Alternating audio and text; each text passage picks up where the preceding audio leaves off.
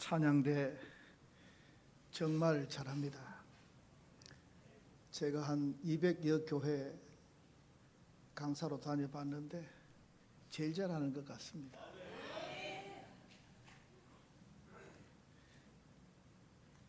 (80이) 넘은 할머니 할아버지 두 분이 있었어요. 80평생 살다 보니까 안 아픈 데가 없습니다. 다 아픕니다. 머리부터 발끝까지 다 아픈 거예요. 어느 날 밤이었어요. 할머니가 도저히 잠이 안 오는 거예요. 허리가 아팠어. 그래 할 수 없어가지고 영감님 깨웠어요. 미안하지만은 좀 파스라도 붙여주면 좋겠다고. 그 영감님이 잠결에 일어나가지고는 파스가 어디 있느냐고. 텔레비전 밑에 그 빼다지 서랍에 있어있게 찾아서 좀 붙여달라고. 이 할아버지가 잠결에 더듬더듬 해가지고 파스를 찾아가지고 할머니 옆구리에다가 쫙 붙여줬어요.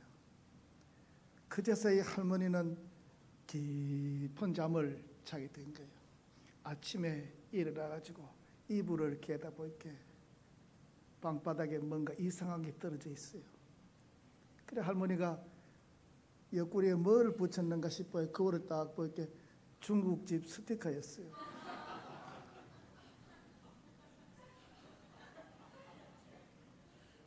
잠을 기가 막히게 잤는데 중국집 스티커였어요.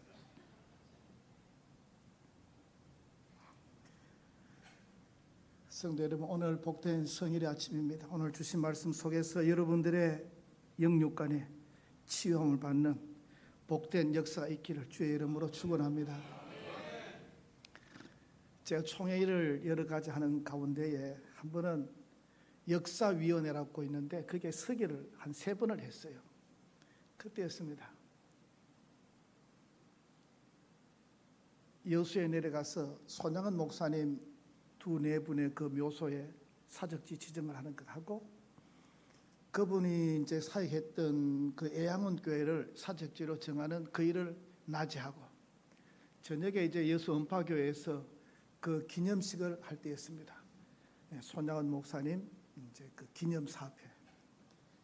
그때 이제 그 일을 할 때에 강사를 설교를 누구를 세우느냐 하는 게 문제였습니다.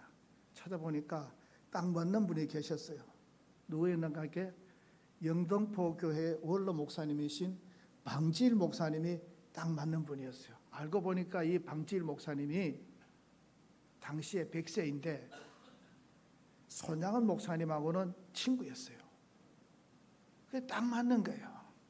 근데 여러분, 이 방지일 목사님을 초청해서 모시고 왔는데 놀라운 일은 그 영등포 교회 원로 목사님을 모시고 온 분도 원로 목사님이었어요. 그러니까 영등포 교회 원로 목사님이 상원로 목사님을 거기에 모시고 온 거예요. 그저 쳐다만 봐도 은혜가 되는 거예요. 아, 역사가 있는 교회고 은혜가 있는 교회구나. 할렐루야.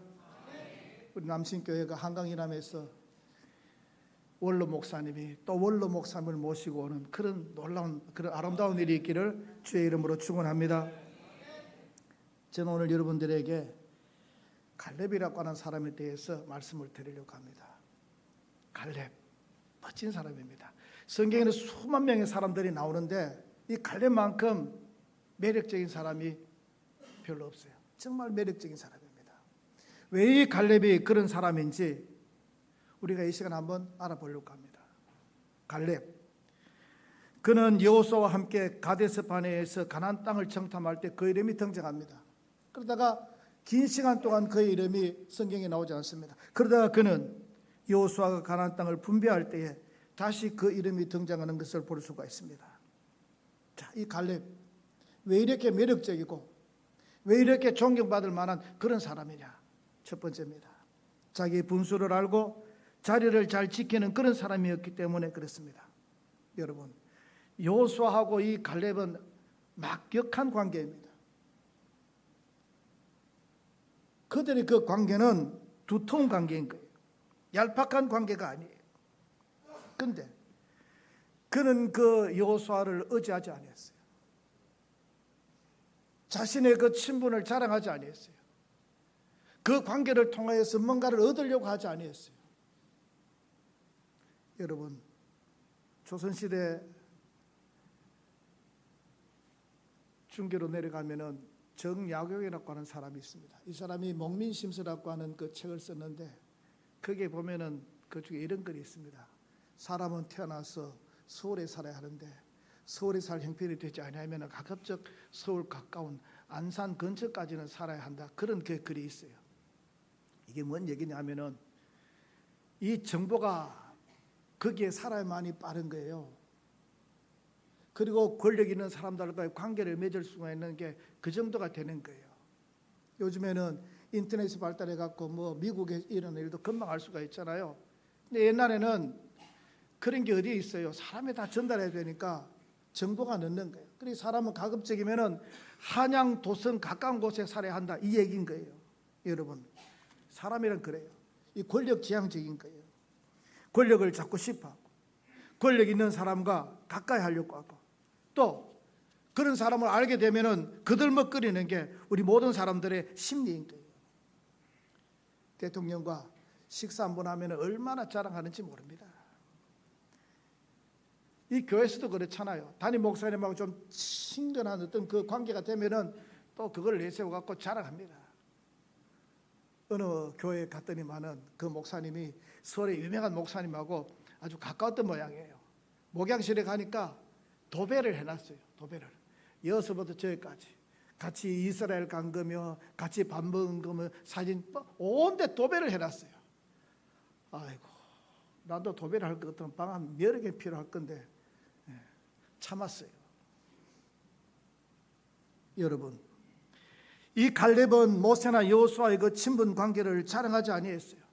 그 자리를 통하여서 그 친한 관계를 통하여 특별한 자리를 달라고 하지도 아니했어요. 가나안 땅을 분배할 때 자기들 지파에게 유리한 땅을 분배해 달라고 청탁도 하지 아니했어요. 이게 바로 갈렙이에요. 이게 갈렙이에요. 성도 여러분, 교회 보면은 앞자리에서 일하는 사람도 있겠지만은 뒤에서 묵묵하게 그 자리를 지키는 사람들이 많습니다. 정말로 고마운 사람들입니다. 그 자리를 지켜주는 사람이 고마운 거예요. 제가 수많은 여러 일들을 많이 해봤잖아요. 동문회 일, 총회 일, 노회 일. 그럴 때마다 그 자리를 채워주는 그 사람이 고마운 거예요. 자기의 목소리 내지 않고 그 자리를 지켜주는 갈렙 같은 사람이 얼마나 고마운지 모르는 거예요. 두 번째는 이 갈렙은 비주류였지만은 주류가 된 사람이라는 거예요. 여러분, 이 갈렙 원래 유다 지파가 아니에요. 스크린 한번 보시겠습니다. 오장로님,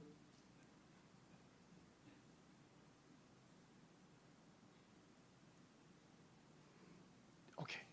자, 창세기 15장 18절의 이 말씀을 같이 한번 읽어보시겠습니다. 그날에 여호와께서 아브라함과 더불어 언약을 세워 이르시되 내가 이 땅을 애굽 강에서부터 그 큰 강 유브라데까지 내 자손에게 주노니 곧 겐 족속과 그니스 족속과 감몬 족속과 헷 족속과 버리스 족속과 러바 족속과 아모리 족속과 가나안 족속과 기르가스 족속과 여부스 족속의 땅이니라 하셨더라. 아멘. 거기에 그니스 족속이 나옵니다. 그니스 족속, 유다 족속이 아니에요. 그니스 족속이 바로 갈렙이 속한 지파인 거예요. 또 한 것 보시겠습니다. 여호수아 16장 6절입니다. 같이 읽어보겠습니다. 북쪽으로 믹머다에 이르고 동쪽으로 돌아 다나 실로에 이르러 야노아 동쪽을 지나고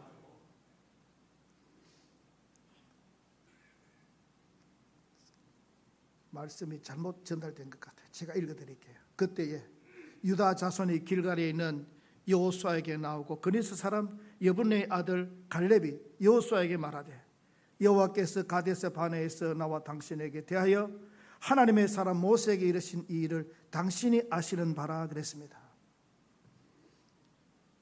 그니스 족속의 갈렙은 그러다가 출애굽할 때 유다 지파와 합류를 하게 된 것으로 여겨지는 거예요. 여러분, 이 그니스 족속의 갈렙이 유다 지파에 들어와 갖고 주류가 된 거예요. 중심이 된 거예요. 왜 그렇습니까?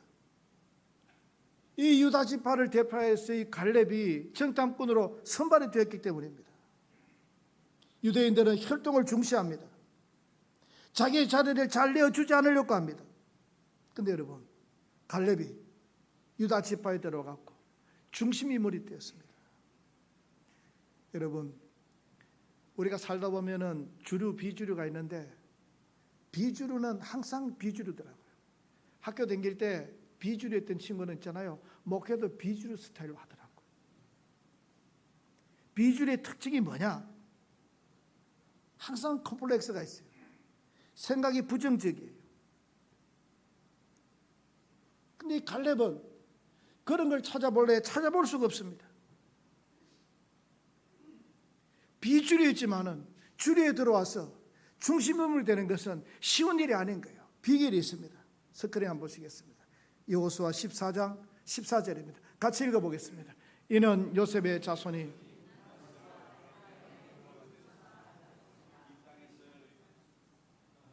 자, 그 밑에 요걸 같이 있습니다. 헤브론이 그리스 사람 여분의 아들 갈렙의 기업이 되어 오늘까지 이르렀으니 이는 그가 이스라엘의 하나님 여호와를 온전히 쫓았습니다. 아멘. 바로 이겁니다. 갈렙이 여호와를 온전히 쫓은 것이 그 비결이라 할 수가 있는 것입니다. 여러분, 하나님을 온전히 쫓게 되면은 이 보는 시각이 똑바른 거예요. 똑바로 볼 줄 아는 그게 바로 주류가 되는 거예요. 자신이 제대로 대접을 받지 아니해도 삐지지 않습니다. 불평하거나 원망하지 않습니다. 갈렙을 보고 우리가 배워야 되는 거예요. 수십 년 동안 그는 여호수아가 알아주지 않고 찾지 않아도 그는 참고 기다린 거예요. 서운하다고 하지 않았어요. 배신하지 않았어요. 섭섭병이 걸리지 않았어요. 이게 중요합니다. 병도 말이죠. 섭섭병이 제일 고치기 힘들어요. 교회에서 보면은 얼마나 잘 삐지는지. 교회의 귀신은 저 주방에 다 있더라고. 잘 삐져도. 성도 여러분, 우리는 이 갈렙 같은 삶을 살아야 돼요. 그가 이제 정탐꾼으로 사명을 다 감당하고 45년이 지난 그 뒤에 가나안 땅 들어갔을 때의 일입니다. 그가 여호수아에게 이렇게 말합니다. 내 나이 40에 여호와의 종 모세가 나를 정탐꾼으로 보냈을 때에 나는 성실한 마음으로 그에게 보고를 하였고 지금 내 나이가 85세이지만 모세가 나를 보내던 날과 같이 내가 여전히 강건합니다. 내 힘이 그때나 지금이나 같아서 싸움이나 출입에 문제가 없습니다. 이 산지를 내게 주소서. 그 성이 견고하고 아낙 자손들이 살지만 여호와께서 나와 함께 하시면 내가 그들을 쫓아낼 수가 있습니다. 이 갈렙 보십시오. 얼마나 당당합니까? 우리 교회에 92세 된 장로님이 계시는데요. 아직도 오토바이 타고 다니고 차 운전하시고, 이분 특징이 뭐냐? 긍정적이에요. 무슨 일이 생기면은 목사님이 하시는 게 선합니다. 그 뜻대로 하십시오. 항상 그런 분이에요. 찡찡거리고 싸움이 나려고 하고 회의만 하면은 혈압 올라가는 사람들 일찍 죽습니다.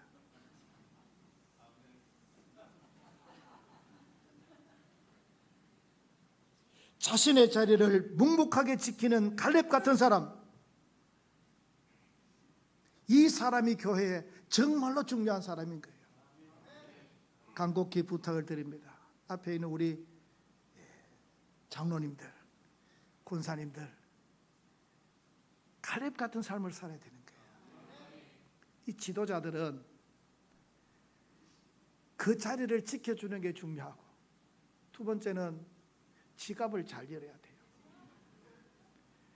입을 자꾸 열지 말고 지갑을 잘 열어야 돼요. 아멘. 장로님들 아멘 하세요. 맞습니다.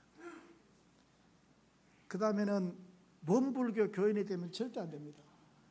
원망 불평하는 원불교 교인 말이에요.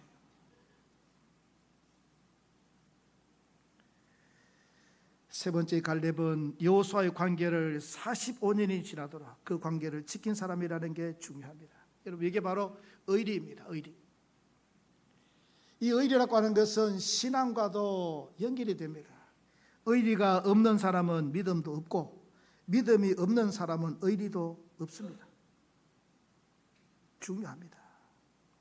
갈렙은 묵묵하게 여호수아에게 큰 힘이 되어주는 그 역할을 한 겁니다. 여러분, 여호와를 온전히 쫓은 이 갈렙으로 인하여서 그 땅에 전쟁이 그쳤다 그랬습니다. 여러분들이 가는 곳에 이 갈렙처럼 이런 선한 영향력의 그 역사가 일어나야 될 줄로 믿습니다. 누구로 인하여서 그곳에 분쟁이 그쳤더라, 누구로 인하여서 그곳에 평화가 가득하더라, 누구로 인하여서 그 교회가 부흥된다고 하더라, 누구로 인하여서 그 가정이 복을 받았다 하더라, 이런 소리를 들어야 할 줄로 믿습니다. 갈렙은 비주류였어요. 존재감이 없는 존재였습니다. 그런데 하나님을 온전히 쫓았을 때 그는 주류가 되었고 중심 인물이 되었고 스포트라이트를 받게 된 것입니다. 성경에는 이런 비슷한 인물이 또 있습니다. 바로 그는 룻이라고 하는 여인입니다. 완전히 비주류였습니다. 그는 아브라함의 조카 롯의 후손입니다. 모압과 암몬 족속인 거예요. 모압과 암몬 족속은 아브라함의 조카 그 롯이 소돔과 고모라 성이 멸망할 때에 피난 가다가 소알 어느 한 산골짜기 동굴에서 아버지하고 관계를 갖고 낳은 자식들이 바로 모압과 암몬인 거예요. 이스라엘 총에 영원히 들어오지 못하는 족속인 거예요. 그 룻이 어머니 시어머니 나오미를 만나게 됩니다. 그리고 하나님을 섬기게 되는 거예요. 하나님을 온전히 쫓은 그 룻이 어머니 나오미를 따라서 베들레헴까지 오게 되고 베들레헴의 유지 보아스를 만나게 됩니다. 비주류가 주류가 되는 거예요. 중심 인물이 되는 거예요. 그래서 그를 통하여서 다윗이 나오고 예수 그리스도가 나오게 되지 않습니까? 성도 여러분, 우리는 하나님을 온전히 쫓을 때에 이런 위대한 인물이 되는 줄로 믿습니다. 저는 경상북도 문경군 문경읍 당포리 652번지에서 태어났어요.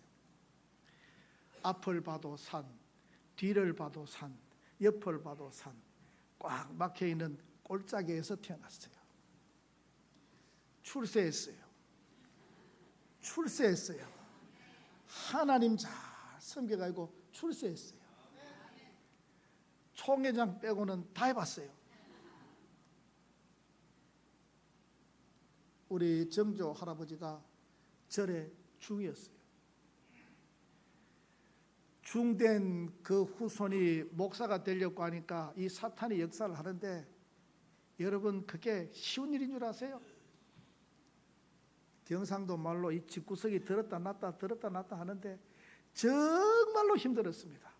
죽을 만큼 힘들었습니다. 우리 어머니 기도가 있었어요. 그 기도 덕분에 그 유지되다가 신학교 들어왔지요. 신학교 들어와서도 저는 비주류였습니다. 하나님 은혜로 주류가 된 거예요. 군에 가니까 우리 교회에 제가 제일 오래된 사람입니다. 우리 교회에 내가 제일 오래된 교인이라. 뭔 뜻인지 알겠죠? 기가 막힌 일들이 한두 가지가 있겠습니까? 그래가지고 저는 소홀히 이랬어요. 저 중앙고속도로가 다 닦이기 전에 난 대구로 날라 뻗어야지 그랬어요. 근데 33년을 아직 있는 거예요. 왜 그런지 아세요? 실력이 없어요. 그렇지 뭐.